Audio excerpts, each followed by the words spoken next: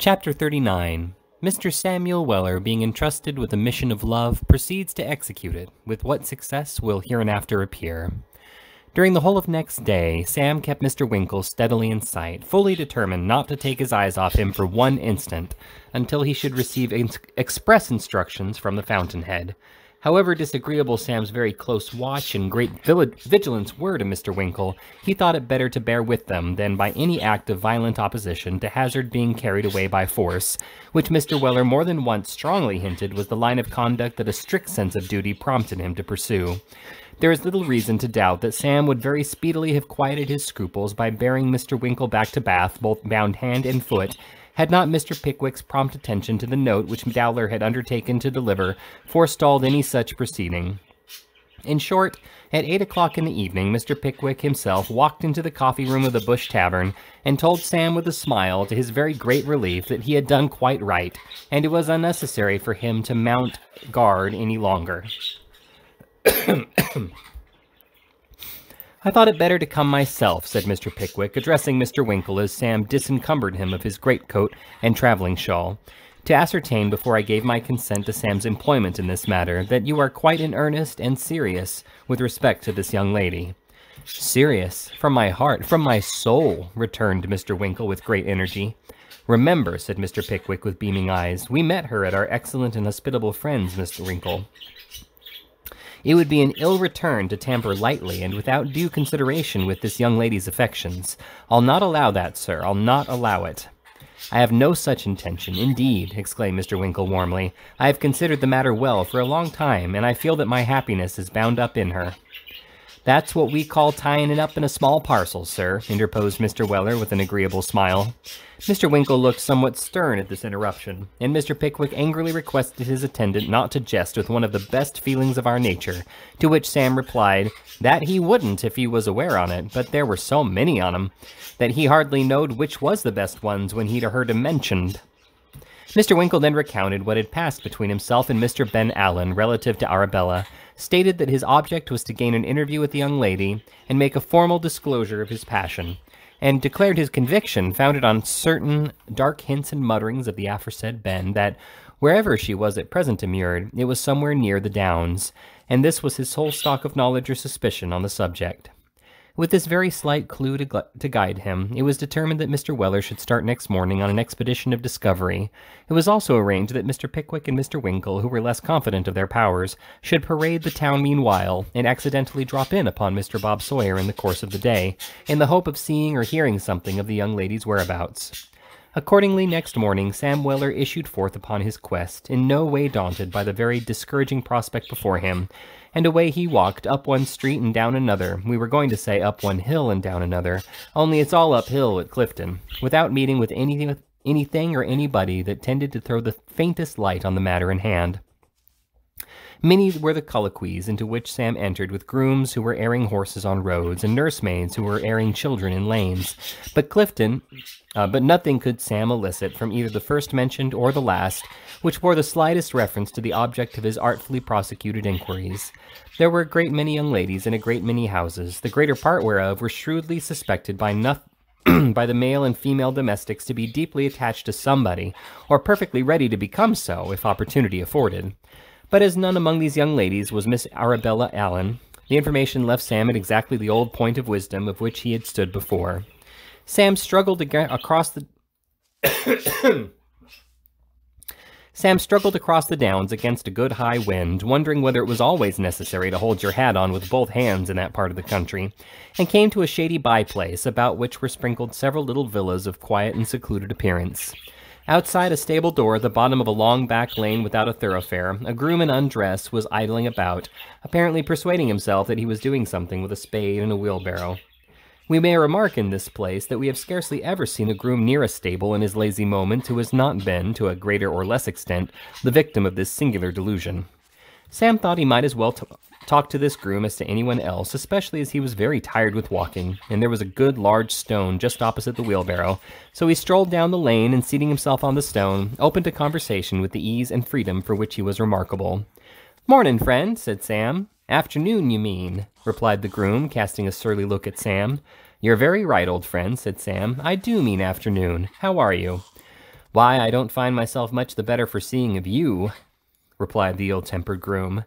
That's very odd, that is, said Sam, for you look so uncommon cheerful and seem altogether so lively that it does one's heart good to see you. The surly groom looked surlier at this, but not sufficiently as to produce any effect upon Sam, who immediately inquired with a countenance of great anxiety whether his master's name was not Walker. No, it ain't, said the groom. Nor Brown, I suppose, said Sam. No, it ain't. Nor Wilson? No, nor that either, said the groom. Well, replied Sam, then I'm mistaken, and he hasn't got the honor of my acquaintance, which I thought he had. Don't wait here out a compliment to me, said Sam, as the groom wheeled in the barrow and prepared to shut the gate. Ease afore ceremony, old boy, I'll excuse you. I'd knock your head off for half a crown, said the surly groom, bolting one half of the gate. Couldn't afford to have it done on those terms, rejoined Sam. It'd be worth a life's board wages at least to you, and it'd be cheap at that. Make my compliments indoors. Tell 'em not to wait dinner for me, and say they needn't mind putting any by, for it'll be cold before I come in. In reply to this, the groom, waxing very wroth, muttered a desire to damage somebody's person, but disappeared without carrying it into execution, slamming the door angrily after him, and wholly unheeding Sam's affectionate request that he would leave him a lock of his hair before he went. Sam continued to sit on the large stone, meditating upon what was best to be done, and revolving in his mind a plan for knocking at all the doors within 5 miles of Bristol, taking them at 150 or 200 a day, and endeavoring to find Miss Arabella by that expedient, when accident all of a sudden threw in his way what he might have sat there for a 12-month and yet not found without it. Into the lane where he sat there opened 3 or 4 garden gates, belonging to as many houses, which, though detached from each other, were only separated by their gardens. As these were large and long and well planted with trees, the houses were not only at some distance off, but the greater part of them were nearly concealed from view. Sam was sitting with his eyes fixed upon the dust heap outside the next gate to that by which the groom had disappeared, profoundly turning over in his mind the difficulties of his present undertaking, when the gate opened and a female servant came out into the lane to shake some bedside carpets.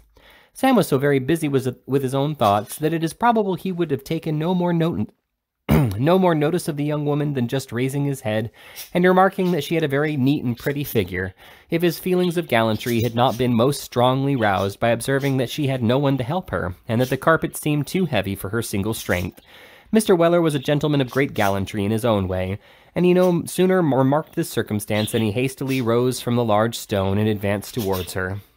"My dear," said Sam, sliding up with an air of great respect, "you'll spile that very pretty figure out of all proportion if you shake them carpets by yourself. Let me help you." The young lady, who had been coyly affecting not to know that a gentleman was so near, turned round as Sam spoke, no doubt, indeed she said so afterwards, to decline this offer from a perfect stranger, when instead of speaking she started back and uttered a half-suppressed scream. Sam was scarcely less staggered, for in the countenance of the well-shaped female servant he beheld the very features of his Valentine, the pretty housemaid from Mr. Nupkins. "Why, Mary, my dear," said Sam. "Lawk, Mr. Weller," said Mary, "how you do frighten one." Sam made no verbal answer to this complaint, nor can we precisely say what reply he did make. We merely know that after a short pause, Mary said, "Do a done, Mr. Weller," and that his hat had fallen off a few moments before, from both of which tokens we should be disposed to infer that one kiss or more had passed between the parties. "Why, how did you come here?" said Mary, when the conversation to which this interruption had been offered was resumed. "Of course I came to look after you, my darling," replied Mr. Weller, for once permitting his passion to get the better of his veracity. "And how did you know I was here?" inquired Mary. "Who could have told you that I took another service at Ipswich, and that they afterwards moved all the way here? Who could have told you that, Mr. Weller?" "Ah, to be sure," said Sam with a cunning look. "That's the point. Who could have told me?" "It wasn't Mr. Muzzle, was it?" inquired Mary. "Oh, no," replied Sam with a solemn shake of the head. "It weren't him." "It must have been the cook," said Mary. "Of course it must," said Sam. "Well, I never heard the like of that," exclaimed Mary. "No more did I," said Sam.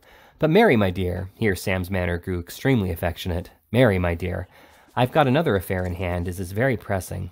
There's one of my governor's friends, Mr. Winkle, you remember him?" "Him in the green coat?" said Mary. "Oh, yes, I remember him."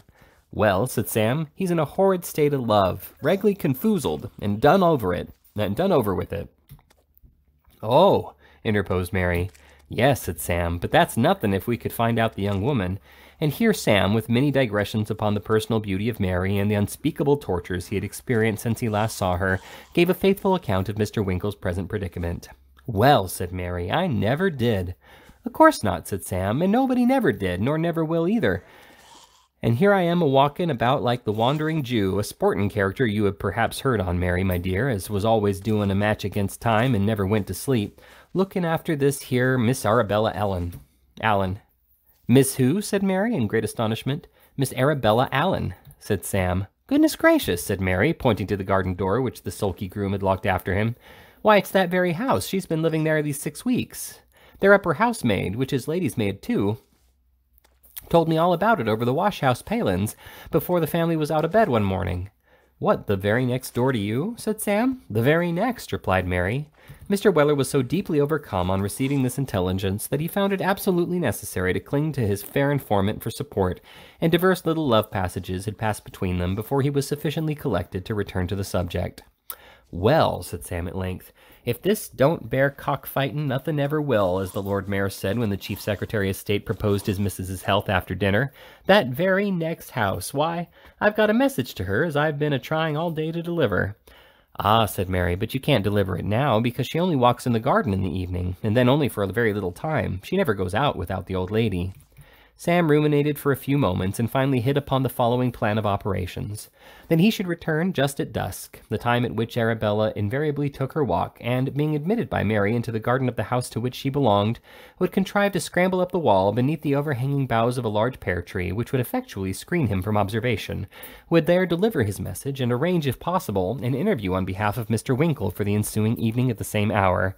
Having made this arrangement with great dispatch, he assisted Mary in the long-deferred occupation of shaking the carpets. It is not half as innocent a thing as it looks, that shaking little pieces of carpet. At least, there may be no great harm in the shaking, but the folding is a very insidious process. So long as the shaking lasts and the two parties are kept the carpet's length apart, it is as innocent an amusement as can well be devised. But when the folding begins, and the distance between them gets gradually lessened from 1/2 its former length to 1/4, and then to 1/8, and then to 1/16, and then to 1/32, if the carpet be long enough, it becomes dangerous. We do not know to a nicety how many pieces of carpet were folded in this instance, but we can venture to state that as many pieces as there were, so many times did Sam kiss the pretty housemaid. Mr. Weller regaled himself with moderation at the nearest tavern until it was nearly dusk, and then returned to the lane without the thoroughfare. Having been admitted into the garden by Mary, and having received from that lady sundry admonitions concerning the safety of his limbs and neck, Sam mounted into the pear tree to wait until Arabella should come into sight. He waited so long without this anxiously expected event occurring that he began to think it was not going to take place at all, when he heard light footsteps upon the gravel, and immediately afterwards beheld Arabella walking pensively down the garden. As soon as she came nearly below the tree, Sam began, by way of gently indicating his presence, to make sundry diabolical noises similar to those which would probably be natural to a person of middle age who had been afflicted with a combination of inflammatory sore throat, croup, and whooping cough from his earliest infancy. Upon this the young lady cast a hurried glance towards the spot whence the dreadful sounds proceeded, and her previous alarm being not at all diminished when she saw a man among the branches, she would most certainly have decamped and alarmed the house, had not fear fortunately deprived her of the power of moving, and caused her to sink down on a garden seat, which happened by good luck to be near at hand. "She's a-going off," soliloquized Sam in great perplexity. "What a thing it is, as these here young creatures will go a-fainting away just when they oughtn't to. Here, young woman, Miss Sawbones, Mrs. Winkle, don't." "Hush," said Sam. Whether it was the magic of Mr. Winkle's name, or the coolness of the open air, or some recollection of Mr. Weller's voice that revived Arabella, matters not. She raised her head and languidly inquired, "Who's that, and what do you want?" "Hush," said Sam, swinging himself onto the wall, and crouching there in as small a compass as he could reduce himself to. Only me, miss, only me." "Mr. Pickwick's servant," said Arabella earnestly. "The very same, miss," replied Sam. "Here's Mr. Winkle regularly sewed up with desperation, miss." "Ah," said Arabella, drawing nearer the wall. "Ah, indeed," said Sam.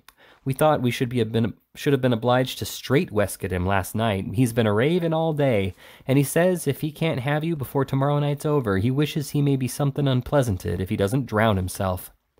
"Oh, no, no, Mr. Weller," said Arabella, clasping her hands. "That's what he says, miss," replied Sam coolly. "He's a man of his word, and it's my opinion he'll do it, miss. He's heard all about you from the Sawbones and Barnacles." "From my brother," said Arabella, having some faint recognition of Sam's description. "I don't rightly know which is your brother, miss," replied Sam. "Is it the dirtiest one of the two?" Yes, Mr. Weller," returned Arabella. "Go on. Make haste, pray." "Well, miss," said Sam, he's heard all about it from him, and it's the governor's opinion that if you don't see him very quick, the Sawbones, as we've been a-speaking to, will get as much extra lead in his head as will rather damage the development of the organs, if they ever put it in spirits afterwards." "Oh, what can I do to prevent these dreadful quarrels?" exclaimed Arabella. "It's the suspicion of a priory attachment as is the cause of it all," replied Sam. "You'd better see him, miss." "But how? Where?" cried Arabella. "I dare not leave the house alone. My brother is so unkind, so unreasonable. I know how strange my talking thus to you may appear, Mr. Weller, but I am very, very unhappy." And here poor Arabella wept so bitterly that Sam grew chivalrous. "It may seem very strange talking to me about these here affairs, miss," said Sam with great vehemence, "but all I can say is that I'm not only ready but willing to do anything as will make matters agreeable, and if chucking either of them Sawboneses out a window'll do it, I'm the man." As Sam Weller said this, he tucked up his wristbands at the imminent hazard of falling off the wall in so doing, to intimate his readiness to set to work immediately. Flattering as these professions of good feeling were, Arabella resolutely denied, most unaccountably, as Sam thought, to avail herself of them. For some time she strenuously refused to grant Mr. Winkle the interview Sam had so pathetically requested, but at length, when the conversation threatened to be interrupted by the unwelcome arrival of a third party, she hurriedly gave him to understand, with many professions of gratitude, that it was barely possible she might be in the garden an hour later next evening. Sam understood this perfectly well, and Arabella, bestowing upon him one of her sweetest smiles, tripped gracefully away, leaving Mr. Weller in a state of very great admiration of her charms, both personal and mental. Having descended in safety from the wall, and not forgotten to devote a few moments to his own particular business in the same department, Mr. Weller then made the best of his way back to the bush, where his prolonged absence had occasioned much speculation and some alarm. "We must be careful," said Mr. Pickwick, after listening attentively to Sam's tale. "Not for our sakes, but for that of the young lady. We must be very cautious." "We?" said Mr. Winkle with marked emphasis. Mr. Pickwick's momentary look of indignation at the tone of this remark subsided into his characteristic expression of benevolence as he replied, "We, sir. I shall accompany you." "You?" said Mr. Winkle. "I," replied Mr. Pickwick mildly. "In affording you this interview, the young lady has taken a natural, perhaps, but still very imprudent step. If I am present at the meeting, a mutual friend who is old enough to be the father of both parties, the voice of calumny can never be raised against her hereafter." Mr. Pickwick's eyes lightened with honest exultation at his own foresight as he spoke thus. Mr. Winkle was very touched by this little trait of his delicate respect for the young protégé of his friend, and took his hand with a feeling of regard akin to veneration. "You shall go," said Mr. Winkle. "I will," said Mr. Pickwick. "Sam, have my greatcoat and shawl ready, and order a conveyance to be at the door tomorrow evening, rather earlier than is absolutely necessary, in order that we may be in good time." Mr. Weller touched his hat as an earnest of his obedience, and withdrew to make all needful preparations for the expedition.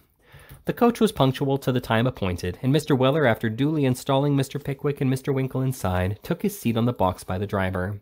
They alighted as had been agreed on, about a quarter of a mile from the place of rendezvous, and desiring the coachman to await their return, proceeded the remaining distance on foot.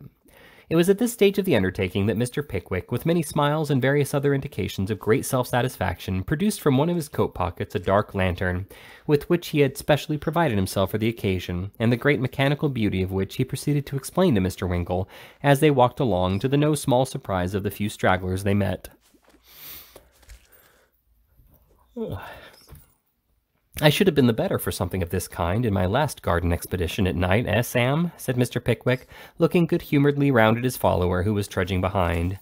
"Very nice things, if they're managed properly, sir," replied Mr. Weller, "but when you don't want to be seen, I think they're more useful after the candle's gone out than when it's alight." Mr. Pickwick appeared struck by Sam's remarks, for he put the lantern into his pocket again, and they walked on in silence. "Down here, sir," said Sam. "Let me lead the way. This is the lane, sir." Down the lane they went, and dark enough it was. Mr. Pickwick brought out the lantern once or twice as they groped their way along, and threw a very brilliant little tunnel of light before them, about a foot in diameter. It was very pretty to look at, but seemed to have the effect of rendering surrounding objects rather darker than before. At length they arrived at the large stone. Here Sam recommended his master and Mr. Winkle to seat themselves while he reconnoitered, and ascertained whether Mary was yet in waiting. After an absence of 5 or 10 minutes, Sam returned to say that the gate was opened and all quiet. Following him with stealthy tread, Mr. Pickwick and Mr. Winkle soon found themselves in the garden. Here everybody said "hush" a good many times, and that being done, no one seemed to have any very distinct apprehension of what was to be done next. "Is Miss Allen in the garden yet, Mary?" inquired Mr. Winkle, much agitated. "I don't know, sir," replied the pretty housemaid. "The best thing to be done, sir, will be for Mr. Weller to give you a hoist up into the tree, and perhaps Mr. Pickwick will have the goodness to see that nobody comes up the lane while I watch at the other end of the garden. Goodness gracious, what's that?" "That there blessed lantern will be the death of us all," exclaimed Sam peevishly. "Take care what you're doing, sir. You're ascending the blaze of light right into the back parlor window." "Dear me," said Mr. Pickwick, turning hastily aside. "I didn't mean to do that." "Now it's in the next house, sir," remonstrated Sam. "Bless my heart," exclaimed Mr. Pickwick, turning round again. "Now it's in the stable, and they'll think the place is on fire," said Sam. "Shut it up, sir, can't you?" "It's the most extraordinary lantern I've ever met with in all my life," exclaimed Mr. Pickwick, greatly bewildered by the effects he had so unintentionally produced. "I never saw such a powerful reflector." "It will be one too powerful for us if you keep blazing away in that manner, sir," replied Sam, as Mr. Pickwick, after various unsuccessful efforts, managed to close the slide. "There's the young lady's footsteps. Now, Mr. Winkle, sir, up with you." "Stop, said Mr. Pickwick. "I must speak to her first. Help me up, Sam." "Gently, sir," said Sam, planting his head against the wall and making a platform of his back. "Step atop of that there flower pot, sir. Now then, up with you." "I'm afraid I shall hurt you, Sam," said Mr. Pickwick. "Never mind me, sir," replied Sam. "Lend him a hand, Mr. Winkle, sir. Steady, sir, steady. That's the time of day." As Sam spoke, Mr. Pickwick, by exertions almost supernatural in a gentleman of his years and weight, contrived to get upon Sam's back, and Sam gently raising himself up, and Mr. Pickwick holding on fast by the top of the wall, while Mr. Winkle clasped him tight by the legs, they contrived by these means to bring his spectacles just above the level of the coping. "My dear," said Mr. Pickwick, looking over the wall and catching sight of Arabella on the other side, "don't be frightened, my dear. It's only me." "Oh, pray go away, Mr. Pickwick," said Arabella. "Tell them all to go away. I am so dreadfully frightened." Dear, Mr. Pickwick, don't stop there. You'll fall down and kill yourself. I know you will." "Now, pray don't alarm yourself, my dear," said Mr. Pickwick soothingly. "There is not the least cause for fear, I assure you. Stand firm, Sam," said Mr. Pickwick, looking down. "All right, sir," replied Mr. Weller. "Don't be longer than you can conveniently help, sir. You're rather heavy." "Only another moment, Sam," replied Mr. Pickwick. "I merely wished you to know, my dear, that I should not have allowed my young friend to see you in this clandestine way, if the situation in which you are placed had left him any alternative, and lest the impropriety of this step should cause you any uneasiness, my love, it may be a satisfaction to you to know that I am present. That's all, my dear." "Indeed, Mr. Pickwick, I am very much obliged to you for your kindness and consideration," replied Arabella, drying her tears with her handkerchief. She would probably have said much more, had not Mr. Pickwick's head disappeared with great swiftness, in consequence of a false step on Sam's shoulder which brought him suddenly to the ground. He was up again in an instant, however, and bidding Mr. Winkle make haste and get the interview over, ran out into the lane to keep watch, with all the courage and ardor of youth. Mr. Winkle himself, inspired by the occasion, was on the wall in a moment, merely pausing to request Sam to be careful of his master. "I'll take care of him, sir," replied Sam. "Leave him to me." "Where is he? What's he doing, Sam?" inquired Mr. Winkle. "Bless his old gaiters," rejoined Sam, looking out at the garden door. "He's keeping guard in the lane with that there dark lantern like an amiable Guy Fawkes. I never see such a fine creature in my days. Blessed if I don't think his heart must have been born 25 year after his body, at least." Mr. Winkle stayed not to hear the encomium upon his friend. He had dropped from the wall, thrown himself at Arabella's feet, and by this time was pleading the sincerity of his passion with an eloquence worthy even of Mr. Pickwick himself. While these things were going on in the open air, an elderly gentleman of scientific attainments was seated in his library 2 or 3 houses off, writing a philosophical treatise, and ever and anon moistening his clay and his labors with a glass of claret from a venerable-looking bottle which stood by his side. In the agonies of composition, the elderly gentleman looked sometimes at the carpet, sometimes at the ceiling, and sometimes at the wall. And when neither carpet, ceiling, nor wall afforded the requisite degree of inspiration, he looked out of the window. In one of these pauses of invention, the scientific gentleman was gazing abstractedly on the thick darkness outside when he was very much surprised by observing a most brilliant light glide through the air at a short distance above the ground and almost instantaneously vanish. After a short time, the phenomenon was repeated, not once or twice, but several times. At last, the scientific gentleman, laying down his pen, began to consider to what natural causes these appearances were to be assigned. They were not meteors, they were too low. They were not glowworms, they were too high.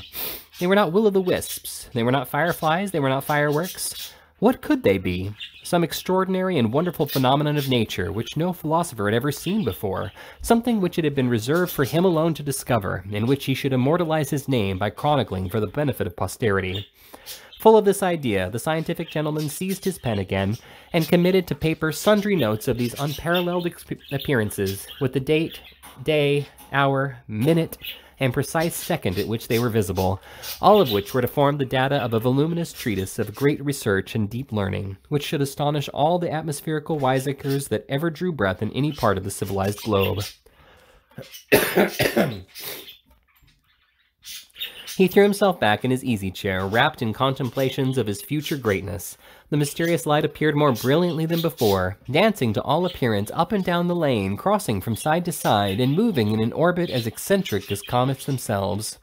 The scientific gentleman was a bachelor. He had no wife to call in and astonish, so he rang the bell for his servant.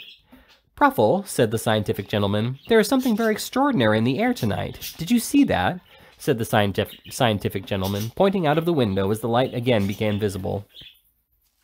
"Yes, I did, sir." "What do you think of it, Pruffle?" "Think of it, sir?" "Yes, you have been bred up in this country. What should you say was the cause for those lights, now?" The scientific gentleman smilingly anticipated Pruffle's reply that he could assign no cause for them at all. Pruffle meditated. "I should say it was thieves, sir," said Pruffle at length. "Thank you, sir," said Pruffle, and down he went. "Oh, sorry, you're a fool and may go downstairs," said the scientific gentleman. "Thank you, sir," said Pruffle, and down he went. But the scientific gentleman could not rest unto the idea of the ingenious treatise he had projected being lost to the world, which must inevitably be the case if the speculation of the ingenious Mr. Pruffle were not stifled at its birth. He put on his hat and walked quickly down the garden, determined to investigate the matter to the very bottom.